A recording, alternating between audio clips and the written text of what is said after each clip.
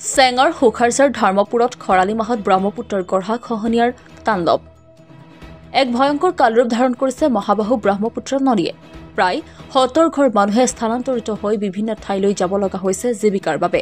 কেতিয়াবা এনে গৰাখহনীয়াৰে সৰ্বশ্ৰান্ত হৈ বিভিন্ন ঠাইত উপাৰ্জনৰ বাবে যাবলৈ হলে কিছুমানে সন্দেহযুক্ত নাগৰিক বুলি আখ্যা দিয়াত আক্ষেপ প্ৰকাশ কৰা স্থানীয় ৰাইজে আৰু কয় যে এনেবোৰ মানুহ আচলতে গৰাখহনীয়াৰ বাবেহে বিভিন্ন স্থানত কামৰ সন্ধানত থাকিবলগীয়া হয়। বহুদিন ধৰি চেঙা সমষ্টিৰ বিভিন্ন চৰ অঞ্চলৰ লগতে বৃহত্তৰ হুখাৰঝাৰৰ দৰিদ্ৰ কৃষকসকলে গৰাখহনীয়াৰ ফলতেই গৃহহীন হোৱাৰ উপৰিও নানা ধৰণৰ খেতি নদীৰ বুকুত জাহ যায়। ইয়াৰ উপৰিও গৰাখহনীয়াৰ ফলত বিভিন্ন চৰকাৰী শিক্ষা অনুষ্ঠান নদীৰ বুকুত জাহ যোৱাৰ উপক্ৰম হৈছে, যেনে BSD হাইস্কুল, ৭৭২ নং হুখাৰঝাৰ NC প্ৰাথমিক বিদ্যালয়, ৭৮ নং হুখাৰঝাৰ অংগনবাড়ী কেন্দ্ৰৰ উপৰিও এখন গ্ৰামীণ বিকাশ বেংকৰ CSPলৈ ভাবুকি আহিছে। সমাগত হাইস্কুল শিক্ষান্ত পৰীক্ষাৰ লগতে বিভিন্ন শ্ৰেণীৰ শিক্ষাৰ্থীসকলৰ পৰীক্ষা আৰু এই অঞ্চলৰ গয়াই ঘৰ-দুৱাৰ স্থানান্তৰিত কৰাৰ ফলতে শিক্ষাৰ্থীসকলে অসুবিধাৰ সন্মুখীন হ'ব লগা হৈছে। গতিকে এনে গৰাখহনীয়াৰ পৰা ৰক্ষা পাবলৈ চৰকাৰৰ উপৰিও স্থানীয় সাংসদ তথা বিধায়কলৈ কাটৰ আহ্বান জনায় ভুক্তভোগী ৰাইজে।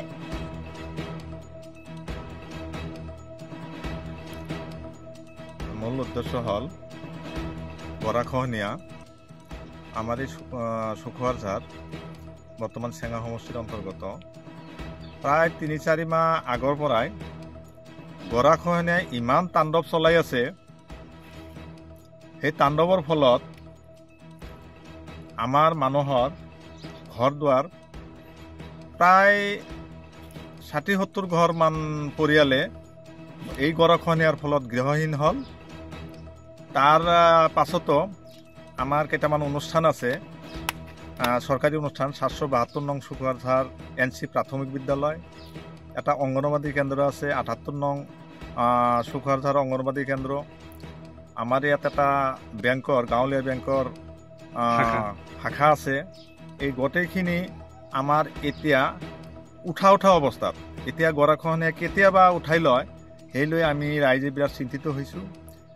সেই বিষয়ে আমি এতিয়া চৰকাৰ তথা আমাৰ স্থানীয় যিসকল প্ৰতিনিধি আছে তেওঁলোকক আমি অনুৰোধ জনাইছোঁ যাতে তেওঁলোকে আমাৰ এই গৰাখহনীয়াৰ ফালৰ পৰা আমাৰ কিমানখিনি আমি হয়তো উপকৃত হ'ব পাৰোঁ, উদ্ধাৰ হ'ব পাৰোঁ, সেই বিষয়ে মই অনুৰোধ জনাইছোঁ। বৰ্তমান চৰকাৰক কি আহ্বান জনাব? মই চৰকাৰক অনুৰোধ জনাইছোঁ যাতে চৰকাৰৰ ফালৰ পৰা আমাৰ এই গৰাখহনীয়া কেনেকৈ আমি ৰোধ কৰিব পাৰোঁ সেই বিষয়ে আমি অনুৰোধ জনাইছোঁ। আমি জিলা প্ৰশাসনকো অনুৰোধ জনাইছোঁ। আমাৰ স্থানীয় হয়তো MP মহোদয় আছে, তেখেতক আমি অতি সোনকালে আমাৰ ইয়াত আহি যদি অলপ পৰিদৰ্শন কৰি বিভাগীয় কৰ্তৃপক্ষৰ জৰিয়তে যদি আমাক অলপ গৰাখহনীয়াৰ ফালৰ পৰা যদি অলপ উদ্ধাৰ কৰিব পাৰে সেই বিষয়ে আমি আমাৰ MP মহোদয়ক অনুৰোধ জনাইছোঁ। ব্ৰহ্মপুত্ৰৰ কবলত পৰি আমি প্ৰায় ৭০-৮০ ঘৰমান মানুহে গৃহহীন হ'লোঁ। গতিকে আমি এইখিনি মানুহ আজি নদীৰ কবলত পৰি আমি ক'ত যাম, কি কৰিম, এইটো আমাৰ এটা হতাশাত আমি ভুগি আছোঁ। গতিকে ৰাইজে যে ইমান মানুহে যে যাব ক'ত উঠাব ঘৰ, সেইখিনি ঠাইডোখৰো নাই। গতিকে আমি এইটো চৰকাৰক লৈ বিনম্ৰতাৰে আহ্বান কৰোঁ যাতে এই গৃহহীন মানুহক যাতে আৰ্থিক সাহায্য কিবা এটা যদি গভৰ্ণমেণ্টে দিয়ে, এইটো লৈ আমি মুখ্যমন্ত্ৰী মহোদয়ক অনুৰোধ জনাওঁ। আৰু বিশেষকৈ হৈছে কি, আমাৰ যিখিনি মানুহ গৃহহীন হৈছে এইখিনি মানুহে আমি যদি বেলেগ এটা ঠাইত যদি ট্ৰেন্সফাৰ হওঁ বা আমি শিফটেড হওঁ, আমি সেইখিনি মানুহে আমাক বাংলাদেশী বুলি সন্দেহ কৰে। গতিকে এইবোৰ আমাৰ হ'ল চৰোৱা মানুহৰ এটা সন্দেহযুক্ত এটা আমাৰ নামৰ আগত, মিয়াৰ আগত এনেকুৱা এটা সন্দেহযুক্ত বাংলাদেশী লগাবলৈ বিভিন্ন ধৰণৰ এটা দুৰ্চক্ৰই লাগি থাকে। গতিকে আমি বিভিন্ন জাবৰ জোঁথৰত ভুগিব লগা হৈছে এই সময়ত। আজি হ'ল এইটো সময়ত মানুহৰ ল'ৰা ছোৱালীৰ পৰীক্ষাৰ সময়, হয়তো HSLC পৰীক্ষা আছে, হায়াৰ ছেকেণ্ডেৰী পৰীক্ষা আছে। সেই সময়ত কেইবাটাও ঘৰৰ ল'ৰা ছোৱালী ইয়াতে নপৰা অৱস্থাত হৈ ঘৰখিনি ভাঙাৰ অৱস্থাত কেনেকৈ পঢ়িব, ক'ত পঢ়িব, থাকিবলৈ ঠাই নাই, ঘৰডোখৰ কেবৰা দি থাকিব লগা অৱস্থা হৈছে।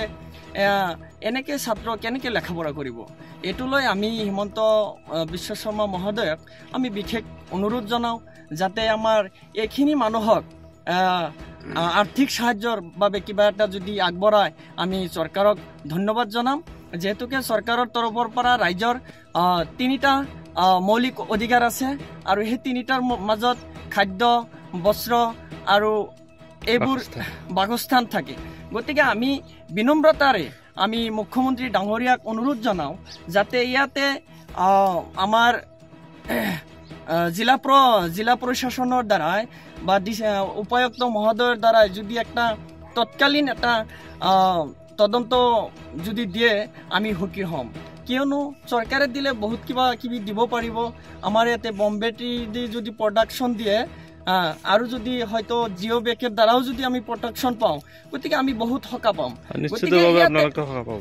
নিশ্চিতভাৱে আমি সকাহ পাম ইয়াতে ধৰক আকৌ এই পকী ৰাস্তা পালেগৈ আৰু ইয়াতে আমাৰ কেইবাটা অনুষ্ঠান আছে য'ত আমি থিয় হৈ আছোঁ এইটো ঘৰ ইয়াৰ পৰা হস্তান্তৰ 10 মান জাগা ঠাইলৈ হস্তান্তৰ কৰিছে মানুহ ক'ত যাব ঠাই নাই কি কৰিব হতাশাত ভুগিছে গতিকে ইয়াতে আমাৰ আৰু এটা আছে গাঁৱলীয়া বেংক আছে আৰু আমাৰ 772 নং এলপি স্কুল আছে আমাৰ অংগনবাদী স্কুল আছে আমাৰ ধৰ্মীয় অনুষ্ঠানো আছে তাৰোপৰিও আমি যে য'ত যাম আমি এই যে 772 লৈ এটা স্কুল আমি ৰাইজে হতাশাত ভুগি আছো ক'ত উঠাম এতিয়া মাটি নাই আৰু ৰাইজে যিবোৰ আমাক গভৰ্ণমেণ্টৰ ফালৰ পৰা অনুদান দিয়ে স্কুলত বিল্ডিং গ্ৰানে হওক আন্তৰ্গাঁথনিৰ টকাই হওক এইবোৰ দিয়ে আমি এতিয়া যদি আকৌ আমি বেলেগ ঠাইলৈ আমি হস্তান্তৰ কৰোঁ আমি সেইখিনি স্কুলৰ কাম একদম জিৰো হৈ যাম জাষ্ট খালি আমি উঠাব পাৰিম টিন পাতেৰে বেৰ দি থাকিব লাগিব পৰাব লাগিব হ'ব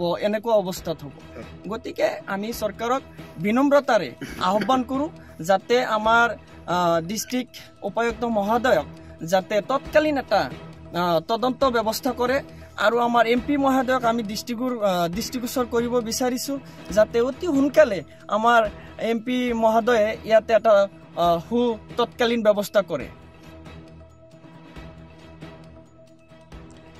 বাঘমৰা চৰৰ পৰা নুৰজামাল হুছেইনৰ ৰিপৰ্ট অসম টুডে।